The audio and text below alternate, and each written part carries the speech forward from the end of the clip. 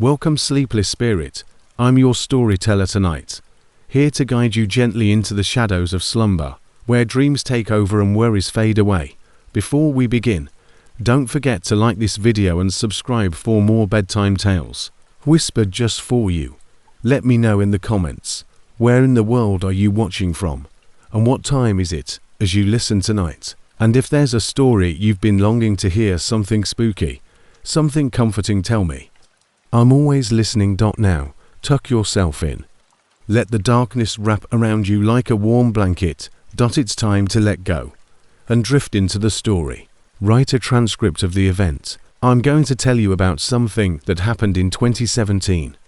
I was 7 months pregnant with my daughter at the time, and I was living with my aunt, who was the only person who ever helped me when I needed it. She supported me and my child the entire time, and to be honest, she was the mother I never had, because she rarely let me do anything during the prime stage of my pregnancy. However, one day she got a fever, so I had no choice but to drive to the store to get some snacks for my cravings. I promised her that I would be okay, because I detest being the damsel in distress. She cautioned me to be careful while I was lying on her bed, so I smiled at her and locked the door behind me before getting into her car and driving down to the Dollar Tree store about 3 blocks from our house. I pulled up a shopping cart from the corner and began to walk. I was idly browsing aisle for some snacks when I noticed the chips on the top shelf. No matter how hard I tried, I couldn't reach them because of my extra weight. Then, I heard a voice behind me and turned around to see an elderly woman with a kind smile.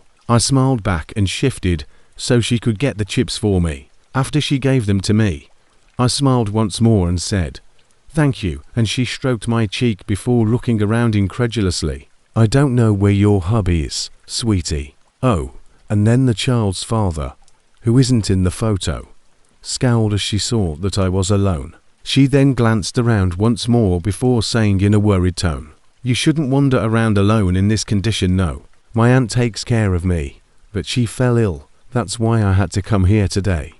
So, how long have you been living with your aunt? For a few months now. And how are your parents doing? By this point, I was beginning to feel a little uncomfortable with her questions.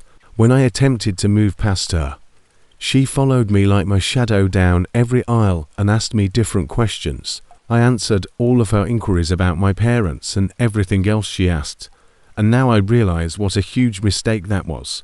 But at the time I thought she was just worried about me. She continued to give me advice and suggestions about how to take care of the baby and me. But what bothered me about her was the way she spoke. She hardly blinked, and her eyes were constantly moving around, watching every move in the Dollar Tree outlet. There weren't many people there, so I grabbed some juice boxes when the woman leaned creepily towards me and said, "For your cravings, huh? If I were your aunt, I would have taken way better care of you. You are here alone, and this condition proves otherwise." I attempted to. I ignored her and continued walking in the opposite direction. But the old woman started to act strangely. She asked me out of the blue, "Why don't you come with me?" and kept smiling at me as if it were perfectly normal to say to someone you met in a department store, "Excuse me, I could take good care of you and your baby. I have this big farmhouse on the outskirts. Trust me, you and your baby will have the best life." I turned to leave, but she grabbed my cart and stopped me. She grinned broadly and said, "Okay, let's drive to your place first, so you can take all your stuff, or we'll take you to my place." I was unable to remain composed now. The woman was shocked when I pulled her hand away from my cart, but she backed off a little. "I don't want to live with you. I have my aunt to take care of me. Please leave me alone." Her face went serious when she heard my angry voice. She looked down for a while before looking up at me once more and saying, "But what if something happens to you? Your aunt is not with you now, and life is very uncertain." "You know what? What do you mean? Stay the hell away from me, or I'll report you to the cops." I didn't wait a second near her as I was leaving, but I glanced back to make sure she was following me. But she wasn't there. Duration I was inside the Dollar Tree, but I didn't see her. After checking out, a Dollar Tree employee helped me carry my bag to my car and wished me a good day. She then went back inside, leaving me standing in the empty parking lot. All I wanted to do was drive home as soon as possible. But my panicked mind suddenly gave birth to the urge to urinate, because I was pregnant and it was nearly impossible for me to drive while holding my pee at that point. I had no choice but to finish my business because the public restrooms are at the end of the store, and I didn't want to go in just to see that creepy old lady again, so I used the restroom. After locking my car, I made my way to the modest restroom with 3 toilets in the left-hand corner of the parking lot. There was nobody inside. I went into the first restroom and was using it when I heard the bathroom door open. At first, I didn't react because obviously anyone uses these restrooms, but then the footsteps abruptly stopped being alert and afraid. I tried to hear every sound that was happening, but there was nothing but dead silence. I was sweating and still staring at the door when I heard heavy breathing above me. The blood in my veins froze as I slowly raised my eyes to follow the breathing sound. My stomach dropped when I saw the toilet's partition wall next to mine. It was the same old woman from the Dollar Tree, standing on the toilet seat to look at me. I will always remember that moment in my life. Her wide, frightening eyes watched me silently, and she didn't say a word. I wanted to scream, but I couldn't. She then said, "You need to come with me. I'll take good care of you and your baby. Please just leave us alone." She then said, "Do you want money? I can give you some money. Keep your freaking money. I want your baby." Saying this, I woke up and screamed for my life. I opened the bathroom door and came out in panic before the elderly woman got off the toilet seat and chased me out of the restroom. It was the most trying time of my life, so I hurried to Maya as the woman behind me laughed uncontrollably. I said, "Come here. I want your baby, and she would take wonderful care of you." Before she could get to me, I managed to get into the car and shut the door. Her hand got in the way, but I slammed the door firmly. I heard bones crack and a painful scream as my car door broke her wrist, but I didn't care anymore. I drove away at full speed while the woman continued to yell. This isn't the end, though, because I started crying. When I got home, my aunt called the police right away to warn them about this woman and everything that had happened to me at the Dollar Tree. The police never located the woman, but a week after the incident, I saw a missing persons report in the newspaper about a PR woman. She went shopping in the same Dollar Tree outlet one afternoon in her late 20s, and nobody has seen her since. Nobody knows what happened to her or her child, and I firmly believe that the eerie elderly woman was involved. Absence, I was around 13 years old when the incident I'm about to share occurred. My parents were divorcing at the time, so things weren't going well at home.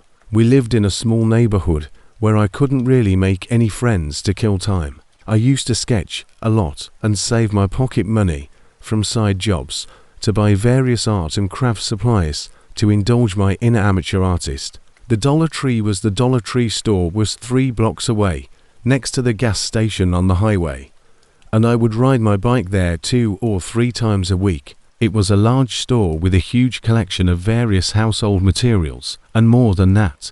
One time I went there around 3 in the afternoon. I liked this time of day because there weren't many customers, so I parked my bike at the corner and went inside. The cashier was sleeping behind his desk, and I could see that there were probably 2 or 3 people in the room besides me. In front of me were long aisles lined with tall shelves, brimming with various items. When I first started looking around the store, the craft and art area featured a purchase. I was so engrossed in my shopping that I didn't notice someone was standing behind me. Then, I heard a hiccup, and when I turned around, I saw a man dressed as Jack Sparrow from the well-known Johnny Depp film. Since it was a closed space, there wasn't much space between us, so I moved away from him a little and said, "I'm sorry, I didn't see you there, but I saw you." At first, I thought he was just being in character, but based on the way his hiccups appeared, I realized this man was extremely inebriated. His pupils were dilated, and I could smell the whiskey on his clothes. "Why are you dressed like Jack?" I asked. I thought I was Jack Sparrow, so I responded with a sarcastic laugh. "Oh, you are laughing, so you don't believe me." His eyebrows frowned, and I could tell he felt insulted by my sarcastic laugh. I stood there with an awkward face, Answering, "Your captain, you live." Demanding, "You are the shittiest Jack Sparrow I've ever seen in my entire life."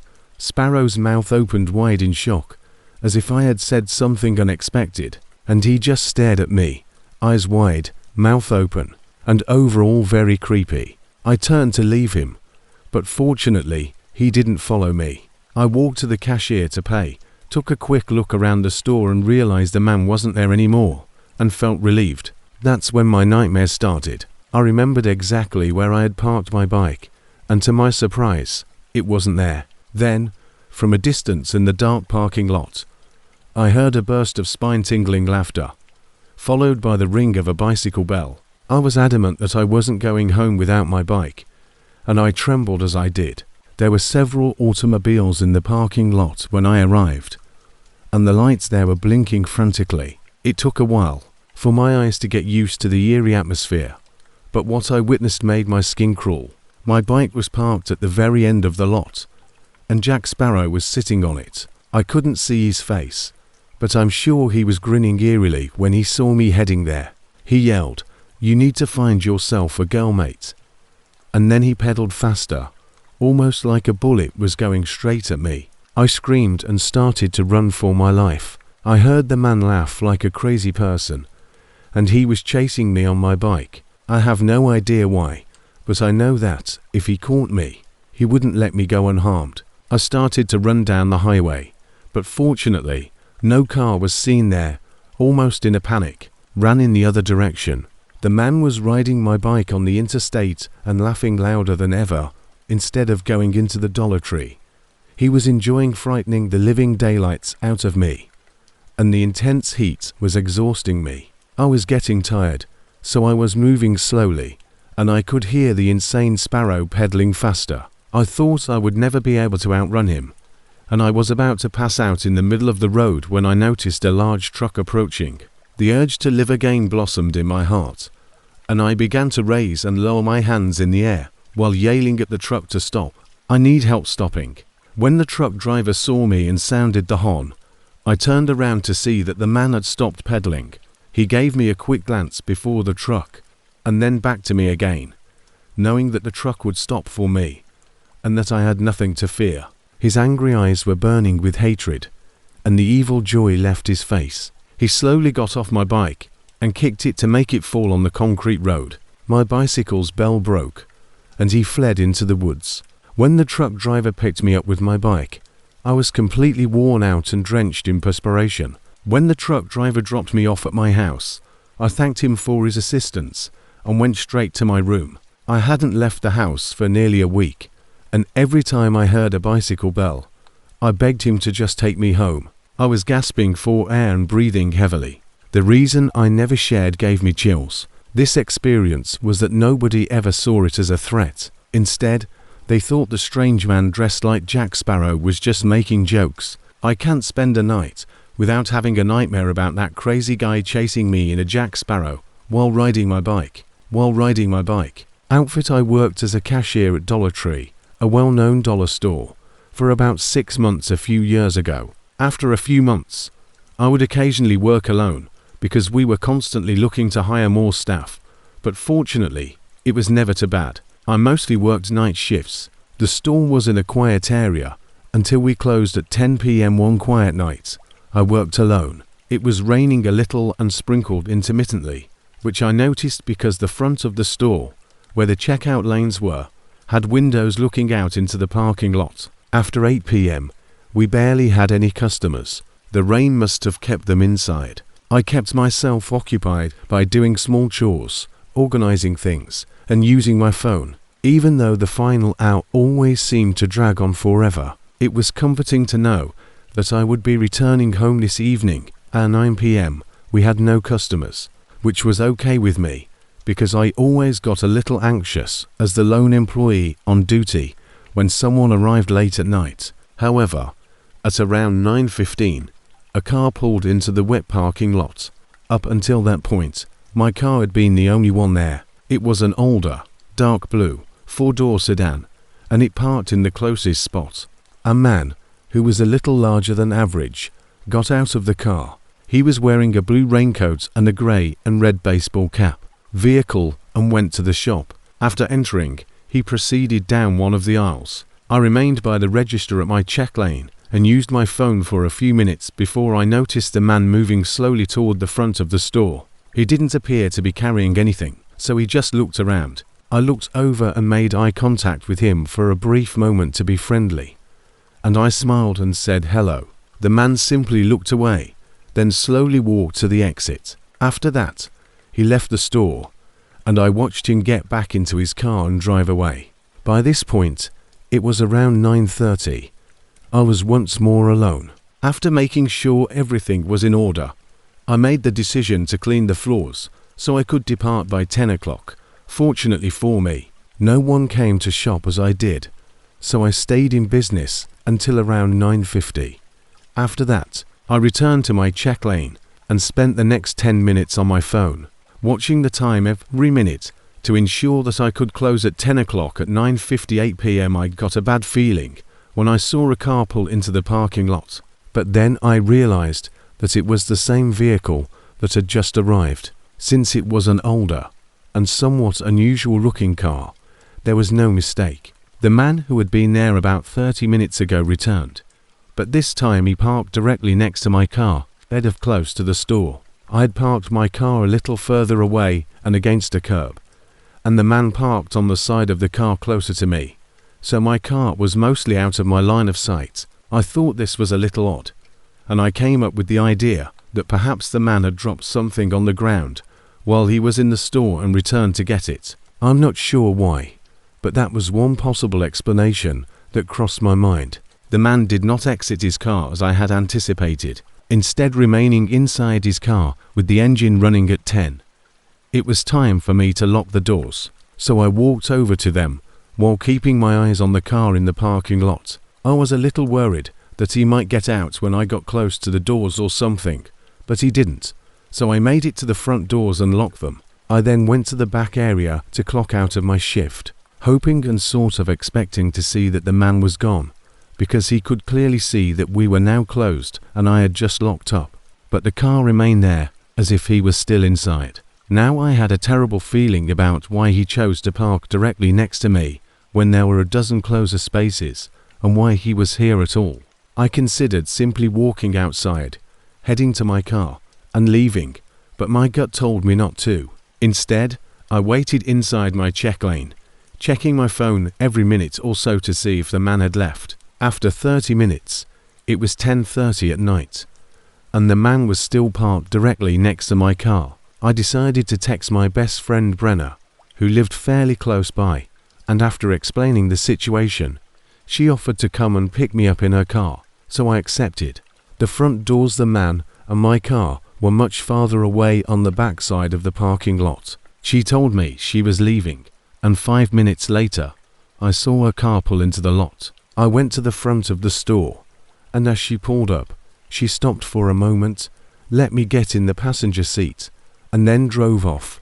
Fortunately, the man did not follow us in his car, so we drove back to Brenda's house, and then we went back to the Dollar Tree. A short while later, the man's car was gone, so I was able to get into my car and drive home. After that experience, I truly wonder what the man was doing. Was he waiting for me to get to my car? And did he have something planned? I'm relieved I didn't have to learn. I started working at my neighborhood grocery when I was 16.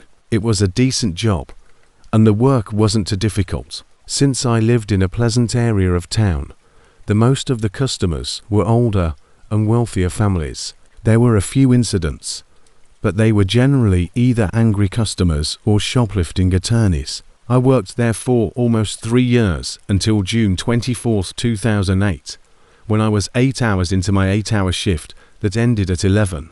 The first few hours went well, but at 6 o'clock it began to rain, not just a drizzle, but a downpour, and when it came time for my meal break, I discovered that I had left my wallet in my car. I made the big mistake of not getting an umbrella from Lost and Found, and instead just running for it. I was only 10 seconds from the front doors, but by the time I got back inside, I was completely soaked. I bought a snack and went upstairs to dry off.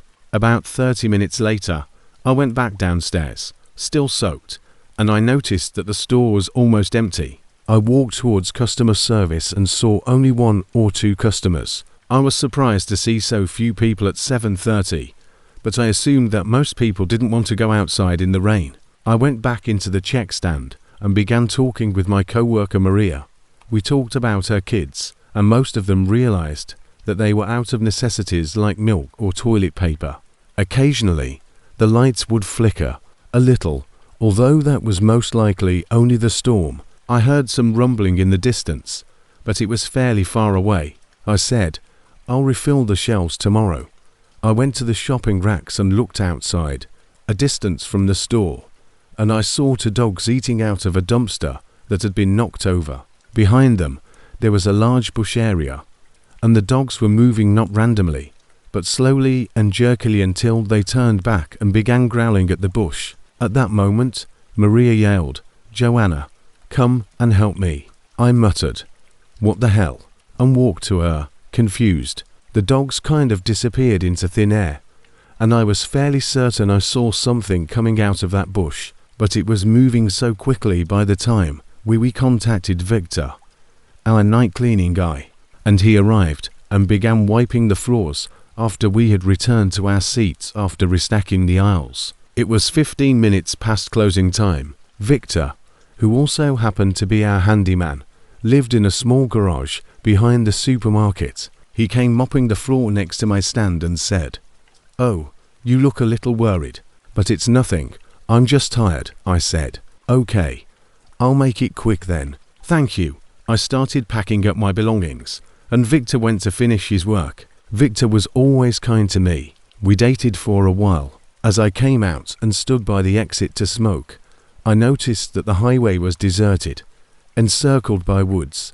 The street lights added to the atmosphere. Flicker, my pulse stopped beating when I saw 2 enormous yellow eyes looking at me from that bush. "You left your phone on the desk." Joanna, Victor was shouting for me when I turned around, so I hurried inside as fast as I could. Just as I was closing the door, a massive lightning strike struck, and the lights went out. What a night. "I'll light some candles." Lighting the candles and keeping them on stands, Maria stated. The silence was broken when Victor sat down by a window and started a cigarette. "What did you say?" "Something is out there," Maria inquired, and I replied, "I believe something ate those dogs because something is outside." "Or Joanna, I'm not sure what you're saying." "What dogs, guys, believe me. There is some evil out there, some sort of creature with eyes like a cat, but they're huge, so it's probably a cat you spooked yourself," Victor said. "No, Victor, I know what I saw. Fine, I'll go check it out." "Don't." Victor took his mop in one hand and a flashlight in the other, and he went out, with Maria following him, because I had no choice but to follow them. We came out, and I pointed to the bush. Victor poked the bush with the end of the mop, then threw his flashlight on it. As soon as he did that, my blood froze, and a partial head of a cat-like creature could be seen from the bush. Its eyes were watching us, while its sharp long ears protruded like antlers. "Hey kitty kitty, are you hungry?" "What the devil is that?" We all went numb with fear as Maria yelled, "Don't get too close to it." But then the power came back on, and the large lamp post above the bush flashed on.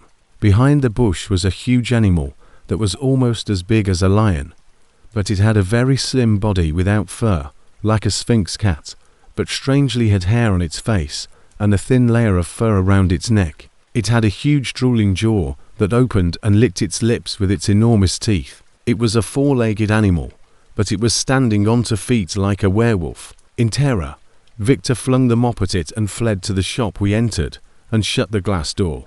But I knew it wouldn't have prevented this beast from killing us. It ate our colleague, wiped the blood off its lips with one leg, and slowly vanished into the darkness of the woods. The police looked into Maria's death as a missing person case, but her body was never found and never will be. I just hope that none of you ever see that creature in your lifetime. I did the same thing, but before Maria could flee, the creature threw its sharp claws on her flesh and grabbed her by the other hand. It was terrifying to watch, but there was nothing I could have done to save her. Life a few months prior, I was purchasing at my neighborhood dollar store. I frequently shop there and acquire a variety of stuff that I need. So I don't mind that the quality is low because I save a lot of money. However, I don't get just anything, and the things I do get are all satisfactory to me. It's incredibly convenient because my apartment is close to the dollar shop, which I can walk to. The dollar store is smaller and never very busy, so I decided to go there one late Saturday afternoon to pick up a few things. It was a quick 10-minute walk from my apartment, and when I arrived that afternoon, I saw only a few other people strewn about the place. I picked up a basket and started shopping, but I didn't go very far before an unexpected incident happened. When I got to the store's back corner, I noticed a man standing there openly drinking a beer. It was quite strange and funny to see the man just standing there drinking from a beer bottle. He wasn't shopping, but he was dressed a little strangely in a green sweater and dress pants. He didn't appear homeless, but he also didn't look very clean or sharp. I could also see another open beer bottle hanging out of his pocket. I was shopping nearby when I saw that the man wasn't looking at me, but someone else was walking by him and giving him a strange look. I became a little inquisitive and occasionally glanced over to check if the guy was still there. Since alcohol wasn't sold in the dollar store, I assumed the man brought it in with him shortly after. He was upset when he heard a store employee approach him and tell him that he was not allowed to be drinking there. There was a brief argument before he stormed off, but I suppose he could have been, because it seemed strange to walk into a store with a beer like that. I finished my shopping and went to check out, getting maybe 5 things, and the cashier put them all in a bag. After paying, I left and started to walk home. I made it about halfway back and was on the sidewalk when I saw the man up ahead, the one who had been drinking in the store. He looked really irate now, and he was standing by a mailbox, sipping one of his beers. I noticed that he was staring at me as I approached him, approximately 10 feet distant. The man's eyes were still on me, so I smiled and asked him how he was doing. He continued to look angry, so I decided to just walk past him without saying anything more. I was shocked, so I decided to just walk away, but as I did, I heard his footsteps approaching mine. I told him that I was just trying to get home and didn't want any trouble, but he looked even more angry. I told him that I didn't want any trouble, and he started cursing at me once more. I assumed that he must have been intoxicated because his speech wasn't slurred, but there was no other explanation for his unpredictable behavior. I turned to continue walking home, but he grabbed my shoulder and pulled me back, so I jerked away and started running. The man started chasing after me, but he wasn't particularly quick. I had never felt unsafe in my neighborhood before, but after that incident, I realized I need to be a little more cautious. I'm not sure what the man's problem was, but I hope not to see him again. I ran all the way back to my apartment and got inside. Fortunately, the man stopped chasing me just before my building. Once more, I adore visiting Dollar Tree. My family doesn't have a lot of money, so this is one of the only places where we can go together and buy a lot of things. Even if we don't buy anything, it's still a great family outing because the kids enjoy themselves and we don't have to worry about money that day. Thomas, my husband, had recently started a new job, so he invited us all. Sees what we want. When we entered the store, our 2 children were very excited. Before we could ask them to stay with us, they ran to the toy section, where Martin, our oldest son, bought a helicopter and Gwen grabbed a warplane. It was obvious that they had agreed to buy similar toys before they came in, which amused me a little. I was happy for them when Thomas chose a screwdriver, and I was happy that I would finally be able to buy a picture frame that I had seen a few weeks prior. It may seem like a simple item, but when you're struggling to put food on your table, every dollar counts. I went to get it at the end, and there it was, the last one in the store. Imagine placing it next to my bed. I was going to hang a picture of our family and look at it every night before I went to sleep. I went cheerfully as a child to get it, and as soon as I did, a woman pushed me and violently pulled it out of my hands. Hey, I saw it first. The woman was big, stocky, and athletic, and even though she was wearing gym clothes, you could tell that it was brand name clothing and that she was wealthy. I saw it first. So how dare you push me like that? You go make your husband lunch first. Treat me with respect. I'm a person just like you. My issue is cooking, for it's amazing that your kids aren't in a zoo and that your husband doesn't do the cleaning. You should be grateful that I touched you while you were wearing your supermarket clothing." She smiled broadly and said it maliciously. There were limitations to my patience. I think of myself as a very composed woman who always strives to reach a consensus. Yet I lose my temper when someone mistreats my family. I was so angry that I smacked her, grabbed the picture frame from her hand, turned around, and walked away, saying a few final words to her in front of Thomas and my kids, who were shocked. "Oh, and don't go shopping at down a Dollar Tree if you're extremely wealthy." The woman simply stopped. Her face flushed like a tomato, and she began taking deep breaths, growing more irate with each second that goes by. The woman had changed from being a random Karen to a furious gorilla who could attack us at any time. I simply joined my family and continued walking. "Wow, nice to meet you," Angela Thomas said. "Shut up." I guess the witch took it to heart because she left her shopping basket unleft. As I turned around, I verified what Thomas had said. From one moment to the next, the woman was just gone. She had done a lot of shopping, but she had taken nothing with her. "She definitely took your slap to the heart," Thomas replied. "Yeah, it's for the better." As we paid for our belongings, I looked up to see her looking at us from outside, furious and still crimson. She was probably one of those affluent girls who no one ever put in her place. She needed a reality check. I told Thomas that I was breathing heavily and that perhaps we should get ready to confront her on the way out, but she had already left when he looked up. We hurried to the car without bumping into anyone and got in, ready to leave with our purchases, but something was off. The car started, but it wouldn't move. What could be wrong? "Thomas, I believe someone had ruptured the car's tires outside of it." The woman from before was furious and was bashing all over our car in her rage. Was not attempting to enter. She intended to wreck the car while we were inside. "How dare you touch me with your dirty, repulsive hand? I'll kill you and your _cockroach family. Please leave us alone. My kids haven't done anything wrong. I've had enough. I don't care that she's a woman. I'm going to stop her." Thomas stormed out of the car and went to her. He was about to say something when the woman hit him in the knee with her iron pipe and electrocuted him with a taser gun. When Thomas fell, she stomped on his face and rubbed her foot like she was killing a cockroach. She had a crazy, obsessive expression on her face and was obviously enjoying the moment. I quickly rushed out of the car to stop her, but she had great reflexes and stopped me before slamming her iron pipe into my abdomen as I fell on the ground, knee laughing as well.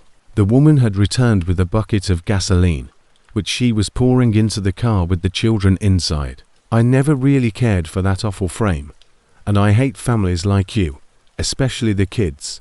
Thomas was trying to crawl as fast as he could to stop her, but he was a little further behind. When I saw her pull out the lighter, I knew everything was lost, and there was no way was going to make it in time.